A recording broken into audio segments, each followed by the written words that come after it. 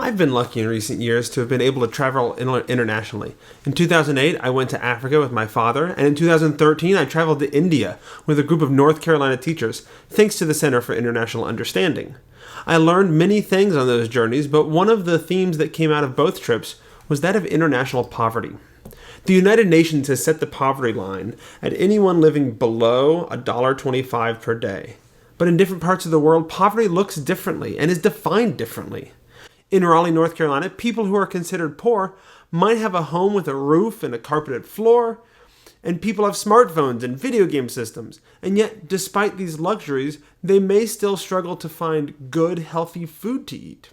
Or they might not have the same opportunities for their careers, education, or life experiences that most Americans might have. But poverty in the U.S. might also include being homeless, staying in shelters, sleeping on the streets, and begging for scraps. And once you're in that situation, you can imagine how difficult it would be to get out of it. After all, how many people are going to give you a job if you look like you've been living on the street? But in other parts of the world, people live in poverty in ways that look very different than either one of those. When visiting Livingstone, Zambia, for example, known famously for the wondrous Victoria Falls, poverty can look like people living in mud huts, in the traditional style their families have done for centuries. No running water, no electricity, no cars, and a long walk on a dirt road to get to work at some fancy resort making food and cleaning rooms for the high-scale resorts that cater to the tourists. In Kenya, it could be the traditional Maasai living in small huts made of cow dung with their cattle, herding animals on the savannah like their ancestors did for thousands of years. Only now, they might have a school built by a charity. And if they're lucky enough to be near a national park, they might sell souvenirs to help them get a few more opportunities to better their lives and those of their children.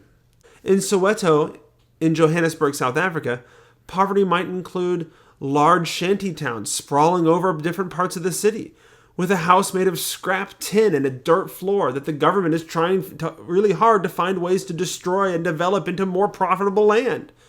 Or it might be long rows of housing built for gold and diamond miners 50 years ago under apartheid, with one water spigot for the entire community to share and trash littered about the place in the front yard. And an entire family crammed into the tiny living quarters. But at least they have a floor, unlike every other home we've mentioned so far. And most of these poor aren't poor because they don't have a job. They're poor because working as a herder or a miner or in a resort as a hotel cleaning lady just doesn't pay enough in Africa to escape those situations and improve their lives. Now off to India. India itself is an incredibly diverse country. Diversity of people, jobs, lifestyles, homes, faiths, geography, and that diversity extends to poverty as well. In India, poverty looks different depending on where you are and who you are. In cities like Mumbai or Delhi, poverty might be the man who traveled from his village to try and raise money to help his family by finding work in the city and sending it back home. He might be sleeping on the streets at night and waking up to hop on a bus and go to work. Or if he's lucky, he might be working for a construction company that's building one of those new high-rise apartment buildings that they're building all over the place to try to keep up with the population and economic growth of the country. And if you're lucky enough to be in one of those construction teams, then the construction company might build you a dirt floor shanty with walls and roofs of scrap tin similar to what we saw in Soweto in South Africa. They might even build you a small one-room building to serve as a school if they can find a charitable organization to provide teachers. And if not, a school might come out to you in the form of a bus. Not to take you to school, the bus is the school, like this one from the Doorstep School program in Pune. And if not one of those options, there's a good chance your children get no education. And you have to hope that someday you'll save enough money up to move somewhere where they can get caught up and get enough of an education to hopefully have a better life than the one that you've had. But not all shanties are provided by the construction companies in India. There are shanties all over the cities, mixed in with the shops and apartments and exclusive cricket clubs. One of the big things that makes urban poverty in India different than Africa or in the United States is that it's inescapable. In our previous examples, the shanty towns, mud huts, and poor neighborhoods were all together in one place. In the cities of India, you'll see shanties right on the street, where the same family has owned the shanty for generations, going back decades, thanks to the law that has allowed them to keep the property their family lived on as long as their family's been there since before a certain year. And so they've stayed, choosing to live in the sometimes two-story homes cobbled together with scraps that they've brought together over the years, with satellite TV and smartphones, because in India, sometimes getting technology is relatively inexpensive. Having a place to live that's built by an expert with floors not made of dirt, that's expensive, and a lot of people can't afford it. Is that in India, in the cities, poverty is everywhere. You can't avoid it. In the United States, if you don't want to see poverty, you don't go to those neighborhoods. If you don't want to see poverty in Africa, you don't drive by the shanty towns. You don't go out to the small mud hut villages, or the Maasai encampments.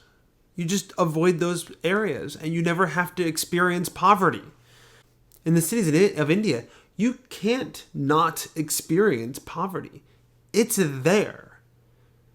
The most expensive property in town, with shanties outside of its front gates. It's everywhere, and you're going to experience it. And you have to make a decision that you're going to live surrounded by poverty.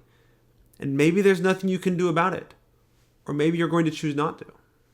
If you're out in one of the villages, however, life follows a more traditional path. You're likely farming or traveling each day to a construction job or other job, or living in small houses with your family, cooking the food that you grow. However, in this situation, at least you might have water and electricity.